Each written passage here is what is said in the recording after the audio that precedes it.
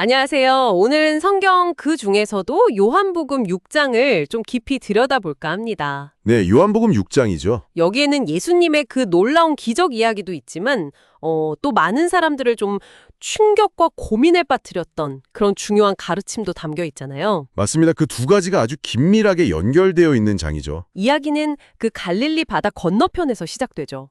수많은 사람들이 예수님을 막 따라다니는데 네, 엄청난 무리였어요. 그 이유가 이제 예수님이 행하신 표적들, 특히 병 고치는 걸 봤기 때문이었죠. 네, 그렇죠. 요한복음은 그걸 표적이라고 부르니까요. 근데 그중에서도 정말 그 오병이어 이 기적, 이건 빼놓을 수가 없죠. 아, 정말 대단했죠. 보리떡 5개랑 물고기 2마리, 이걸로 남자만 5천 명을 먹이고도 와, 12바구니가 남았다는 거 아니에요. 상상하기 힘든 규모예요, 정말. 이걸 직접 본 사람들은 이제 흥분해서 이분이 바로 오시기로 한 그 선지자다 이렇게 생각하고 네. 심지어 억지로 왕으로 삼으려고까지 하죠. 근데 예수님은 그 상황을 피해서 혼자 산으로 가십니다. 여기서부터 뭔가 좀 사람들의 기대랑 예수님의 방향이 다른 느낌이 드네요. 네, 그런 지점들이 보이기 시작해요. 그리고 그날 밤에는 또 다른 사건이 있잖아요. 제자들이 배 타고 가다가 큰 바람 만나서 고생하는데 네, 풍랑이죠. 예수님이 그냥 물 위를 걸어오시는 거예요. 그러면서 나다 두려워하지 마라 하시니까 제자들이 안심하고 배로 모셔드리죠. 이것도 참 놀라운 장면입니다. 비현실적이죠. 네, 그리고 다음 날 그 오병이어 기적을 체험했던 사람들이 다시 예수님을 찾아오잖아요. 그렇죠. 배까지 타고 건너와서 찾죠. 근데 예수님이 딱 보시고는 좀 날카롭게 지적을 하세요.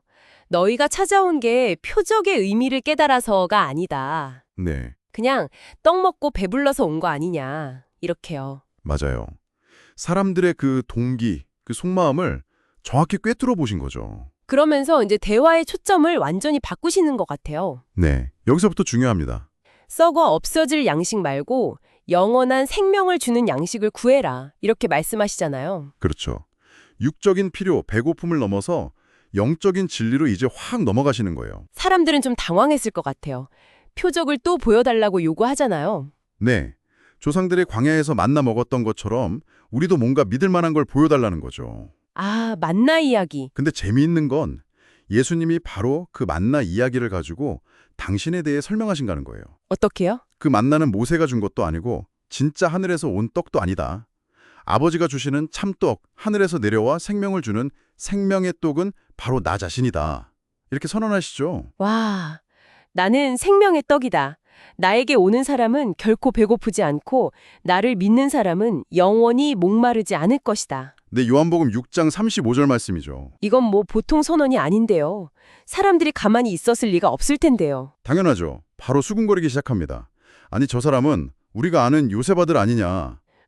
그렇죠. 목수 요셉의 아들인데 자기가 어떻게 하늘에서 내려왔다고 하냐. 이러는 거죠. 충분히 가질 수 있는 의문이긴 해요. 근데 예수님은 여기서 뭐랄까, 설명을 더 쉽게 하시는 게 아니라 오히려 논쟁의 강도를 더 높이세요. 더요? 네, 당신의 살과 피를 먹고 마셔야 영생을 얻는다고 말씀하시거든요. 네. 살과 피를 먹고 마신다. 이건 정말 당시 주대인들 문화에선 이건 정말 상상하기 힘든, 어쩌면 신성 모독적으로 들릴 수도 있는 그런 표현이었어요. 이게 그냥 비유라기보다는 정말 예수님과의 아주 깊은 연합, 그런 믿음을 요구하는 말씀이었던 거군요. 그렇다고 봐야겠죠. 예수님은 의도적으로 표면적인 믿음이나 뭐 기적 보고 와 하는 그런 열광을 넘어서려고 하신 것 같아요.